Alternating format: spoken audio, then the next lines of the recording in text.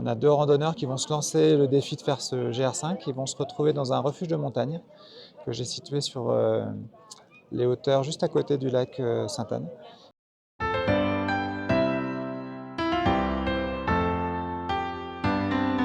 Je m'appelle Émilien Dupouzinc, je suis un auteur de la région, j'habite à Saint-Sauveur.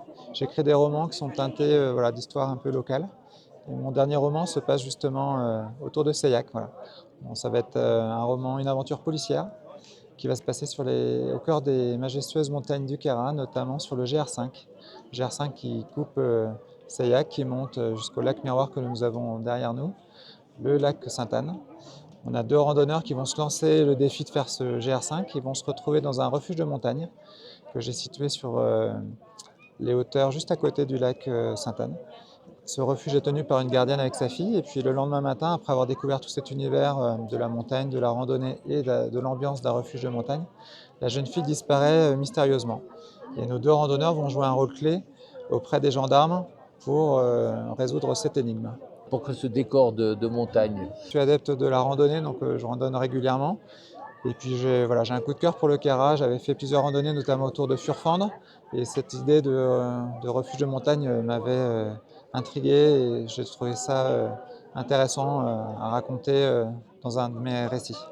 Alors votre lien à la montagne, récent, ancien?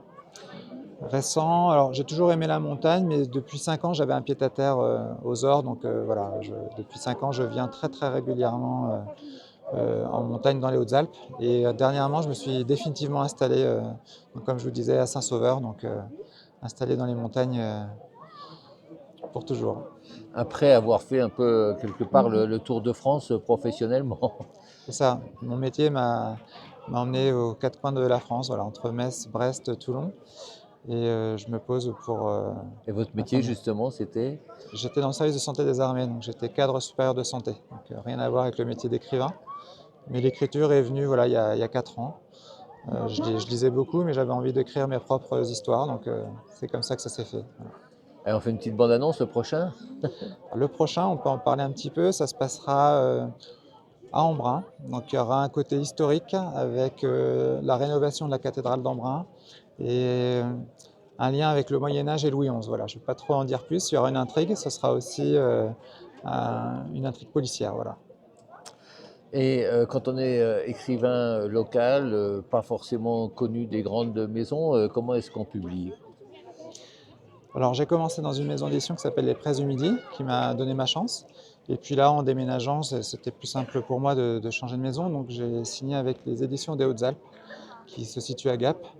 Et puis j'ai voulu avoir continué l'expérience avec mon autonomie. Donc j'ai aussi coédité mes 3 derniers romans. Donc c'est une coédition, voilà. C'est un petit peu original comme édition. Ça nous permet voilà, d'étendre un petit peu le réseau de diffusion et de distribution. On est ici à Seillac, à l'occasion de la foire annuelle. Vous présentez des livres au milieu d'animaux, de marchands de miel, de chaussettes. Comment est-ce que vous êtes perçu, reçu par le public? Il y a un très bon accueil du public. J'avais déjà fait festival fin juillet avec un très bon accueil également. Bon, les gens voient que c'est quelque chose d'artistique. Voilà, je suis assimilé, je pense, au côté artisan, artisanal. Et comme ça parle forcément de la région, ça attire, ça plaît beaucoup en général. Donc j'ai plutôt un bon accueil. Oui. Oui, l'écriture, c'est une forme d'artisanat quand même, quelque part. Oui, en tout cas, c'est une créativité, hein, comme de la peinture ou la poterie. On a différents artisans autour de nous. Donc, j'ai envie d'écrire pour un prochain livre une histoire, une aventure dans les montagnes encore, mais autour du loup. Voilà. Je suis assez intrigué par cet animal. Et voilà, je pense que dans quelques temps, j'écrirai sur le loup. Intérêt pour l'animal ou pour les gens qui parlent beaucoup du loup? Parce qu'ici, on est à Seillac, Les chez deux, les éleveurs. voilà.